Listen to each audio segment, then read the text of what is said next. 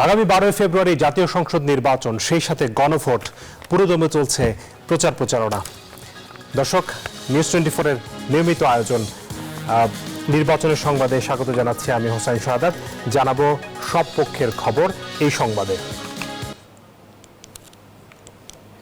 দাঁড়িপাল্লার বিজয় ছিনিয়ে আনতে তরুণ যুবাদের জুলাই যোদ্ধা হয়ে আরেকবার লড়ার আহ্বান জানিয়েছেন জামায়াতের আমির ডাক্তার শফিকুর রহমান। শহীদ আবু সাইদের কবর জিয়ারত শেষে পথসভায় এই আহ্বান জানান তিনি। এরপর বগুড়ায় জনসভায় যোগ দেন, বলেন নির্বাচিত হলে সবাইকে নিয়েই দেশ চালাতে চায় জামায়াত ইসলামী। অতীতের সরকারগুলোর উপেক্ষা, উদাসীনতা, অবহেলা গোটা নর্থ বেঙ্গলকে মৃত্যুর দিকে ঠেলে দিয়েছে। আমরা যদি সরকার গঠন করতে পারি তাহলে নর্থ বেঙ্গলে প্রথমে আমাদের দৃষ্টি পড়বে মরা নদীগুলাদের। তিস্তা মহাপরিকল্পনার পাশাপাশি নদীগুলাকে জীবন দেওয়ার মহাপরিকল্পনা নেওয়া হবে ইনশাআল্লাহ। আমরা তাদের স্বপ্ন বাস্তবায়নে কাজ করে যাব ইনশাআল্লাহ। আমাদের নিজস্ব কোনো এজেন্ডা নাই। এ পর্যন্ত আমরা কোনো চাঁদাবাজি করি নাই, আমরা কোনো দখলদারি করি নাই, আমরা কারো উপর ব্যক্তিগতভাবে প্রতিশোধ নেই নাই। বরঞ্চ আমরা চেয়েছি একটি শান্তির বাংলাদেশ গঠন করার জন্য জাতিকে ঐক্যবদ্ধ করতে। উত্তরবঙ্গ সফরের অংশ হিসেবে বিকালে সিরাজগঞ্জে নির্বাচনী জনসভায় যোগ দেবেন জামায়াতে আমির। আরো জানাতে যুক্ত হচ্ছেন সহকর্মী আব্দুস সামাদ সায়েম। সায়েম, আপনার পিছনে আমরা দেখতে পাচ্ছি ব্যাপক জনসমাগম হয়েছে, সেখানকার সবশেষ পরিস্থিতি আমাদেরকে জানাবেন।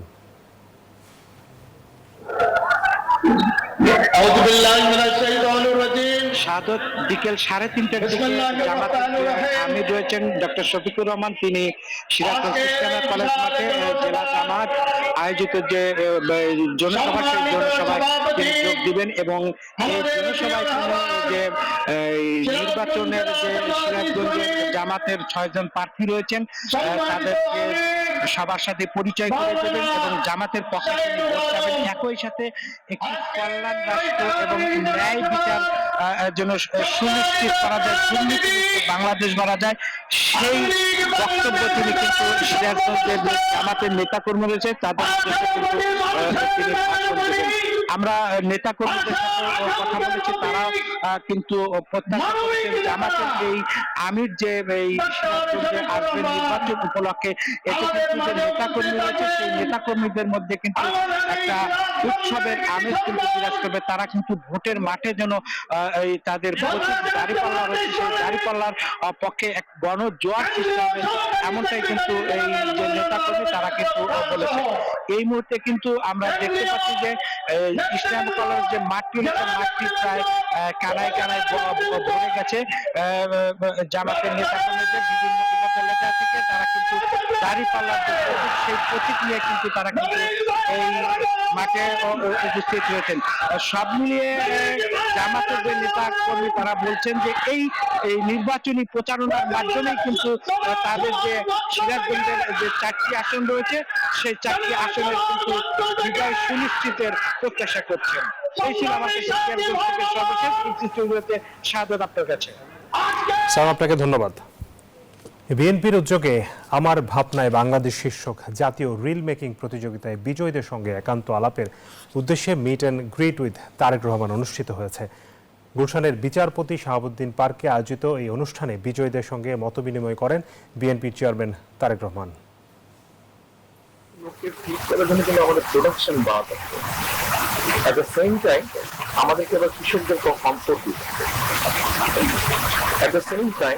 আপনাকে কিন্তু অর্থনীতির কতগুলো নর্মাল ধারাবাহিকতা আছে, আপনি যদি সেটাকে প্রতিরোধ করেন তখন আবার কিন্তু এফেক্ট করবে পুরো অর্থনীতি। যেমন ধরেন যেগুলো ইম্পর্টেন্ট সেগুলো তো অবশ্যই ধীরে ধীরে আমরা চেষ্টা করবো, যেগুলো এখন পারবো না সেগুলো আমরা পরে ধীরে ধীরে চেষ্টা করবো। তো এখন যেহেতু অনলাইনে চলে এসছে পুরো পৃথিবীটা, আপনার যে একদম ফর্মাল কোনো কমিটি থাকতে হবে, বডি থাকতে হবে, নট দ্যাট। আপনি বলবেন একটা ইনভিটেশনের মাধ্যমে শুধু ইনফরমেশন করে দিচ্ছেন।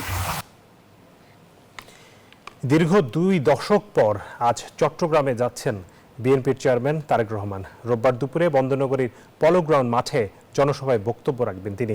এ বিষয়ে আরও জানাতে চট্টগ্রাম থেকে যুক্ত হচ্ছেন সহকর্মী নয়ন বড়ুয়া জয়। জয়, তারেক রহমানের এত বছর পরে চট্টগ্রামে যাবেন, সেখানে নিশ্চয়ই উৎসাহ উদ্দীপনা অনেক বেশি। সবশেষ পরিস্থিতি জানাবেন, প্রস্তুতি কেমন?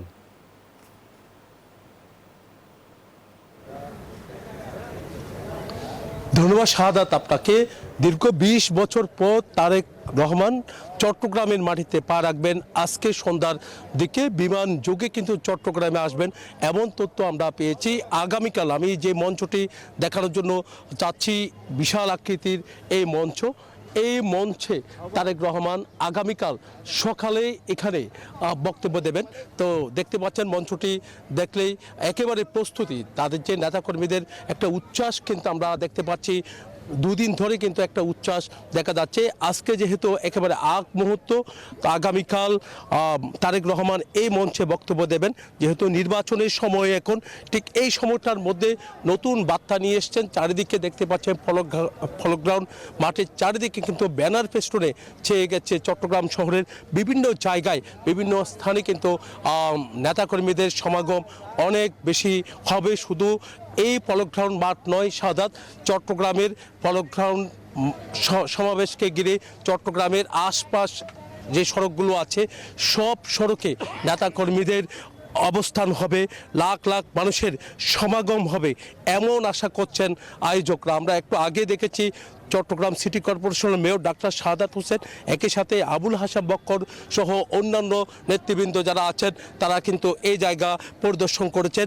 আইন শৃঙ্খলা বাহিনীর কথা যদি আমরা শাহাদাত আপনাকে জানাই, নিরাপত্তার চাদরে তারা ঢেকে রেখেছেন। সেনাবাহিনী থেকে শুরু করে অন্যান্য বাহিনী যারা আছেন তারাও কিন্তু চারিদিকে কিন্তু সতর্ক অবস্থানে আছে।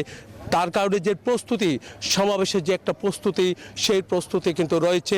চট্টগ্রাম আন্তর্জাতিক বিমানবন্দর হয়ে কিন্তু রেডিসন ব্লুতে তারেক রহমান রাতে সেখানে অবস্থান নেবে, রাত যাপন করবে বলে আমরা জানতে পেরেছি। এই ছিল আমার এখানকার সর্বশেষ। ফিরে যাচ্ছে স্টুডিওতে শাহাদাতের কাছে। ধন্যবাদ জয় আপনাকে। স্বাধীনতা অর্জনের সময় যারা দেশের বিরুদ্ধে অবস্থান নিয়েছিল তাদের হাতে দেশ পরিচালনার দায়িত্ব তুলে দেওয়া যায় না বলে মন্তব্য করেছেন বিএনপির মহাসচিব মির্জা ফখরুল ইসলাম আলমগীর। আমরা আমাদের দেশ ছেড়ে মাটি ছেড়ে কোথাও যাব না, আমরা আমাদের অধিকারকে প্রতিষ্ঠা করতে চাই। যারা আজকে আপনাদের দাঁড়িয়ে পাল্লা নিয়ে আপনাদের সামনে আসতেছে ভোট চাওয়ার জন্য, ওরা কিন্তু সেদিন এই স্বাধীনতার বিরোধিতা করছে, পক্ষে ছিল না বিপক্ষে ছিল।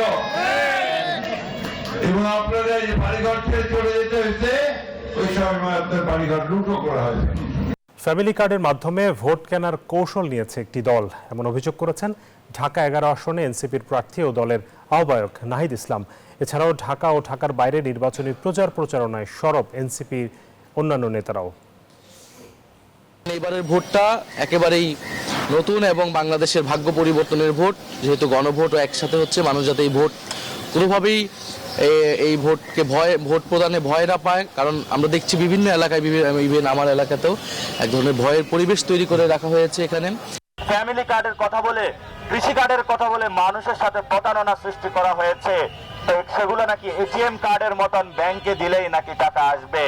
এই যদি হয় আমাদের বাংলাদেশের প্ল্যান, এটা আসলে একটা ভুয়া প্ল্যান। আর যে কার্ডগুলো তারা বিতরণ করছে এগুলো হলো ভুয়া কার্ড। দিনাজপুরে বাংলাদেশের কমিউনিস্ট পার্টি কাস্তে মার্কার প্রচারণার খবর জানাতে দিনাজপুর থেকে যুক্ত হচ্ছেন সহকর্মী ফখরুল হাসান পলাশ। পলাশ, প্রচারণার খবর জানার জন্য আপনাকে যুক্ত করেছি, একটু জানাবেন কি খবর আছে আপনার কাছে?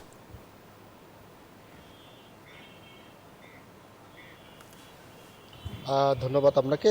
দিনাজপুরের এই মুহূর্তে আমি রয়েছে দিনাজপুর 3 আসনে। এখানে আপনি জানেন যে অনেকগুলো প্রার্থী রয়েছে, বিভিন্ন অনেক বড় দল এবং অনেক ছোট দল এবং স্বতন্ত্র প্রার্থীও এখানে রয়েছে। এবং আমি এখন কথা বলবো অমৃত রায়ের সাথে। সে কাস্তে মার্কায় কিন্তু এই দিনাজপুর সদর থেকে নির্বাচন করছেন এবং তার কাছে জানতে চাইবো যে আপনি তো বয়সের দিক থেকে সবচেয়ে তরুণ আমরা জানি, তো আপনার চোখে আসলে কোন বিষয়গুলো আসলে চোখে পড়ছে যে এই বিষয়গুলো নিয়ে কাজ করা উচিত? হ্যাঁ, আমি একজন তারুণ্যের প্রতিনিধি হিসেবে বাংলাদেশের কমিউনিস্ট পার্টির পক্ষ থেকে দিনাজপুর সদর 3 আসনে এবার লড়তেছি কাস্তে প্রতীকে। আমি একজন বয়সের তরুণ হিসেবে আমি মনে করি যে আমাদের দিনাজপুরে ভারী কোনো শিল্প নাই আমাদের যে একটি টেক্সটাইল মিল ছিল সেই টেক্সটাইল মিলটাও কিন্তু অনেক দিন আগেই বন্ধ হয়েছে এবং বিগত সময়ে কোনো সরকারই সেটা চালু করেনি। আমি মনে করি যে বাংলাদেশের কমিউনিস্ট পার্টির একজন ক্যান্ডিডেট হিসেবে শ্রমিক এবং বেকার যুবকদের কর্মসংস্থানের জন্য এই টেক্সটাইল মিল চালু এবং আমাদের দিনাজপুরে চিনি শিল্প আছে, সেই চিনি শিল্পের যে শেতাবগঞ্জের সেই মিলটিও কিন্তু বর্তমানে বন্ধ রয়েছে। আমি মনে করি এই মিলগুলো যদি চালু করা হয় এবং ভারী যদি কোনো শিল্প কলকারখানা গড়ে ওঠে তাহলে তরুণদের কর্মসংস্থানের জন্য ব্যাপক সুযোগ সৃষ্টি হবে, আমাদের যে বেকারত্ব আছে এবং সেটা কমবে এবং তরুণরা যে হতাশাগ্রস্ত তার জন্য যে তারা মাদক সেবন করতেছে, এই মাদক সেবনের হাত থেকে আমি মনে করি এই তরুণদের যে তারুণ্যদীপ্ত তেজ সেটি রক্ষা পাবে। এবং আমি মনে করি বাংলাদেশের কমিউনিস্ট পার্টির পক্ষ থেকে এবং আজকে কাস্তে প্রতীকে যে দিনাজপুর সদর 3 আসনে এই যে তরুণরা আমাদের পক্ষেই আগামী 12 তারিখে রায় দিবেন। এই আপনাকে আসলে এই প্রার্থী বলছিলেন যে তিনি বিশেষ করে বেকারত্ব এবং মাদক নিয়ে কাজ করবেন, এমনটাই প্রত্যাশা কিন্তু তিনি ভোটারদের দিচ্ছেন। তো দিনাজপুর 3 আসন থেকে এই ছিল আমার কাছে সর্বশেষ। পলাশ, ধন্যবাদ আপনাকে। এই পর্যায়ে আমরা জেনে নিতে চাই কিছু তথ্য নির্বাচন সংক্রান্ত। আমাদের কাছে কিছু তথ্য রয়েছে, আমরা একটু যদি দেখতে চাই। প্রথমে আমরা দেখব এক নজরে ত্রয়োদশ জাতীয় সংসদ নির্বাচনে মোট ভোটার সংখ্যা আমরা দেখতে পাচ্ছি 12,76,95,183 জন মোট ভোটার। এর মধ্যে এটা গতবারের চেয়ে অর্থাৎ 2000 সর্বশেষ যে নির্বাচন কমিশনের হালনাগাদ তথ্য সেখান তার চেয়ে প্রায় 40 লাখ ভোটার কিন্তু বেশি। এবার এর মধ্যে নারী ভোটার আমরা দেখতে পাচ্ছি 6,28,00,000-এরও বেশি এবং পুরুষ ভোটার রয়েছে 6,48,14,907 জন। কেন্দ্রের জায়গা যদি দেখি মোট 42,761টি কেন্দ্রে এবার ভোট গ্রহণ হবে। এর মধ্যে ঝুঁকিপূর্ণ কেন্দ্রের সংখ্যা 17,556টি।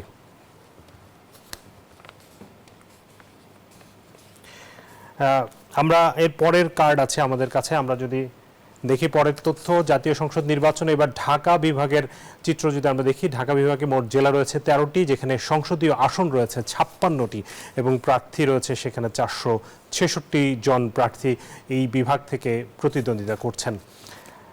পরের বিভাগটি আমরা যদি দেখি চট্টগ্রাম বিভাগ। চট্টগ্রামে ঢাকার পরে চট্টগ্রামের 11টি জেলায় 58টি সংসদীয় আসন রয়েছে, যেখানে 415 জন প্রার্থী এবার নির্বাচনে প্রতিদ্বন্দ্বিতা করবেন।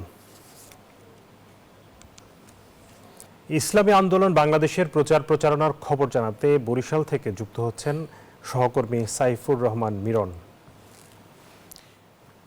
মিরন, ইসলামী আন্দোলন সেখানে কেমন প্রচারণা করছে, তারা আসলে কি কি প্রতিশ্রুতি দিচ্ছে ভোটারদের জানাবেন।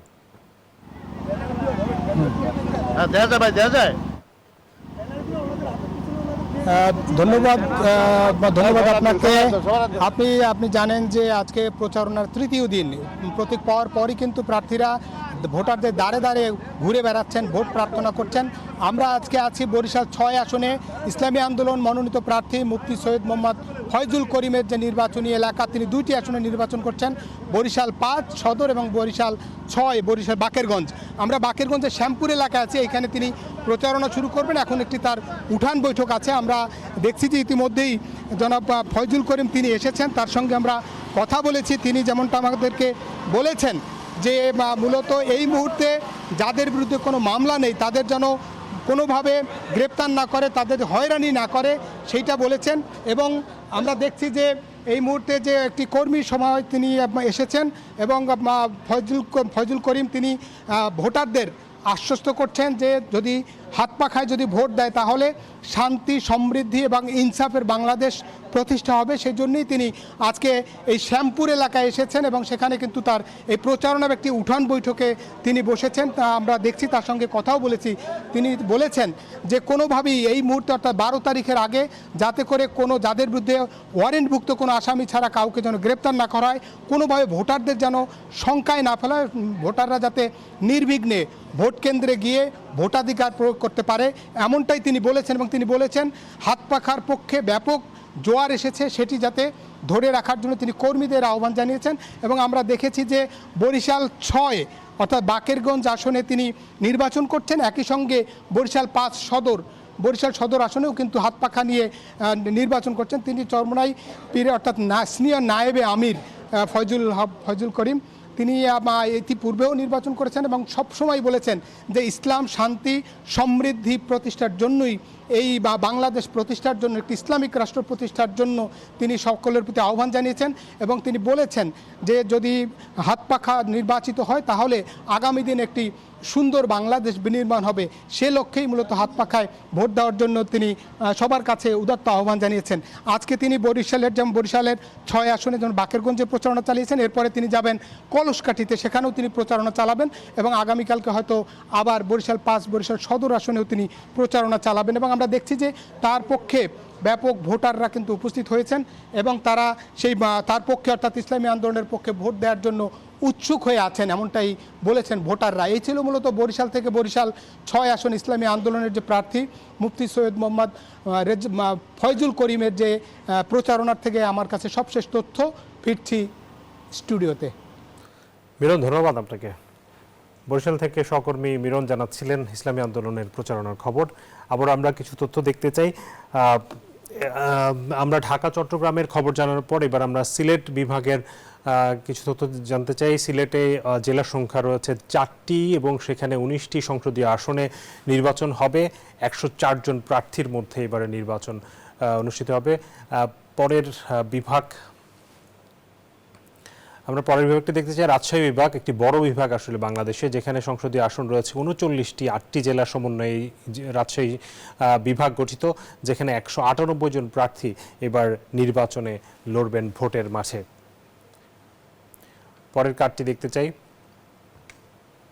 পরের বিভাগ খুলনা, বন্দরনগরী খুলনায় যেখানে বন্দরনগরী রয়েছে যে খুলনা বিভাগে, সেখানে 36টি সংসদীয় আসনে নির্বাচন হবে। 10টি জেলা সমন্বয়ে এই বিভাগটি গঠিত। 201 জন প্রার্থী সেখানে প্রতিদ্বন্দ্বিতা করবেন। পরের বিভাগটি দেখতে চাই।